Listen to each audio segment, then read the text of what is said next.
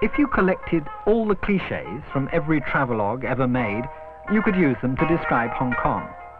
It is the place where East meets West, where the streets are paved with gold, for some, where progress gives you a glimpse of the future, or tradition a glimpse of the past.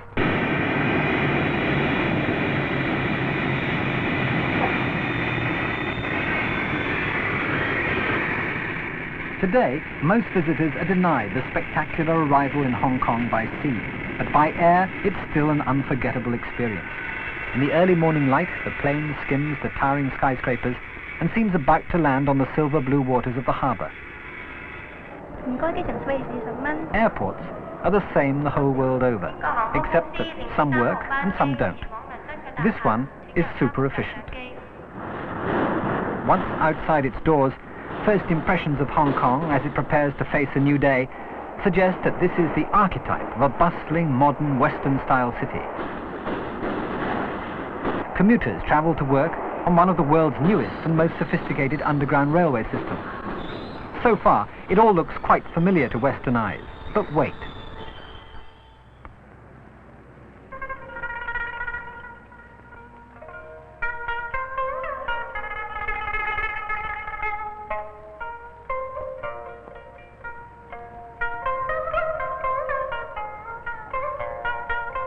The commuter with his briefcase is also a practitioner of Tai Chi Chuan.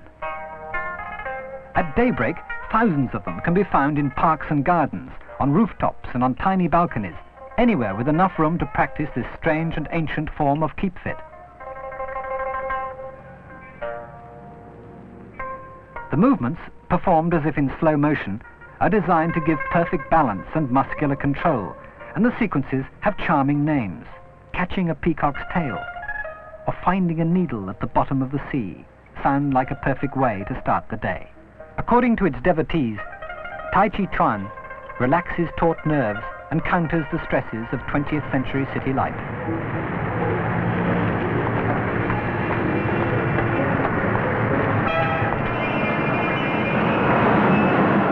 Those seeking signs of British influence in this British possession will find them, if they look hard enough. Queen Victoria still gazes sternly across a scene where just a few things might seem familiar.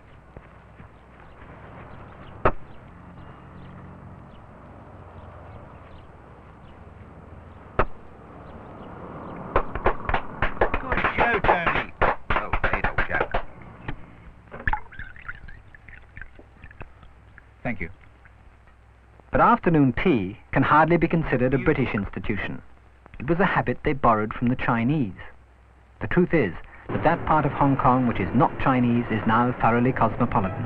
The British influence is evident in the institutions of the colony, rather than on its streets.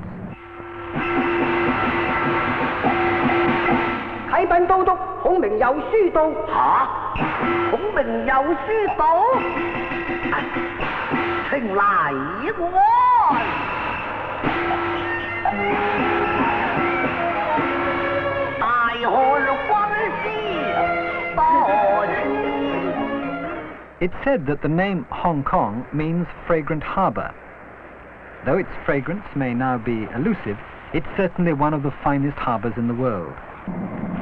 It's this magnificent anchorage which has been the foundation of Hong Kong's economic miracle. Its waters support its prosperity just as they literally support the lives of many of its people. In fact, the boat dwellers had their fishing settlement here before the British came. They were the first entrepreneurs in what has become a commercial centre of incredible diversity.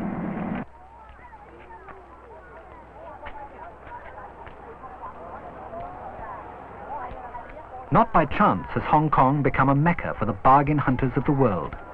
Its streets are one great emporium, a supermarket so rich in the strange, the rare, and the unexpected. This whole street is devoted to the manufacture of coffins of ancient design. Other streets and districts are dominated by other trades and crafts, many of which demonstrate the exceptional manual dexterity of the Chinese craftsman.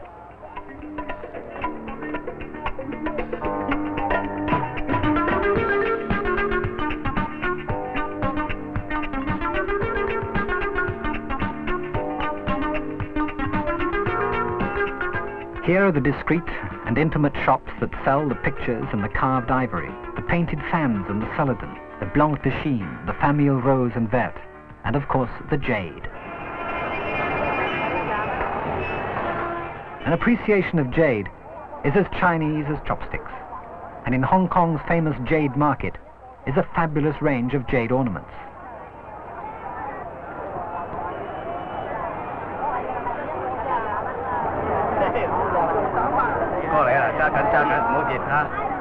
That is not to say that all these rings and bangles and trinkets are priceless works of art. But a practiced eye might still find a genuine collector's item if he's very lucky. Luck is something the Chinese take seriously. Fortune tellers, soothsayers and clairvoyants abound. In this case, the forecast of events depends on the caprice of a bird. According to its choice of paper, so the future will unfold.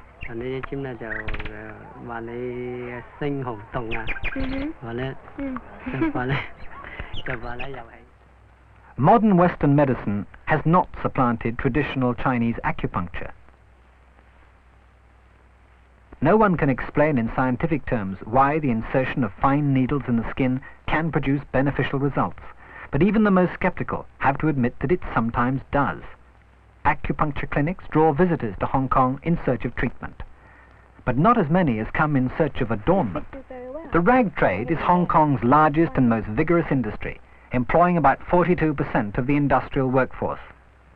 There was a time when made in Hong Kong suggested something cheap and nasty, but today Hong Kong-made clothing is widely respected, and fashion items are exported worldwide.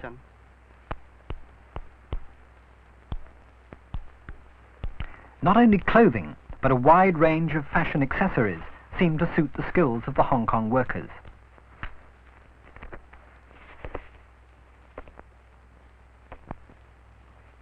That same manual dexterity they displayed in the past, carving impossibly intricate ivory ornaments, is now employed making jewellery, watches, handbags, spectacle frames, belts. That vast battery of baubles and bangles for which the women of this world have always had such boundless appetite.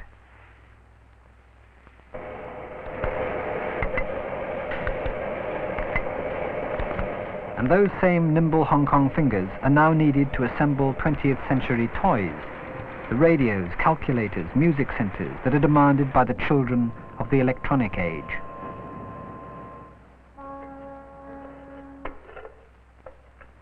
During a long history marked by successive natural disasters and frequent famine, the Chinese have learned that practically everything is edible if it's properly cooked. In Hong Kong, they've even learned to adapt and improve on other nations' cuisine, so that now in this city you can experience the most varied and frequently the most skilled cooking imaginable.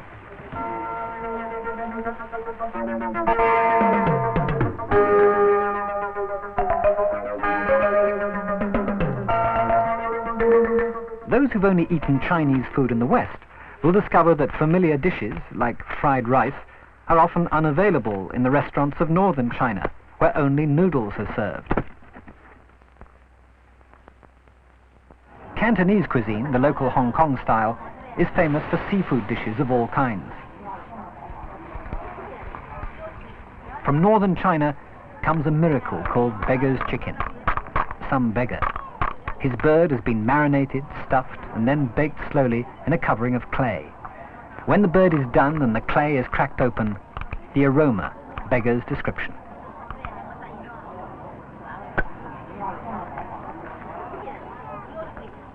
The masterpiece from the Chinese capital is the Peking duck. Its consumption follows a logical course. First the crispy skin, then the succulent flesh, and finally the soup from the bones.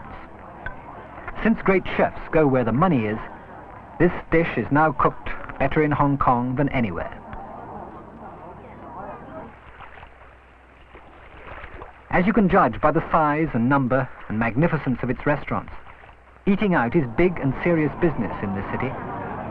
Even in the floating restaurants catering largely for tourists, there is culinary excellence to be found.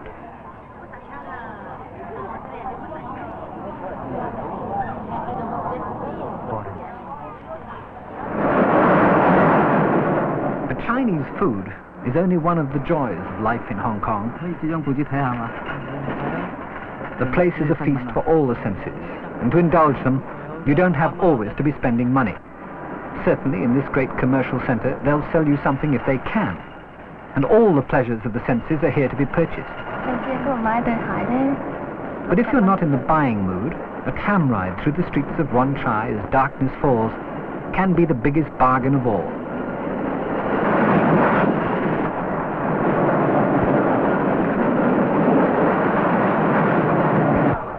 Hong Kong is not a reticent or a private place. Its life is lived on its streets and pavements, and it never rests.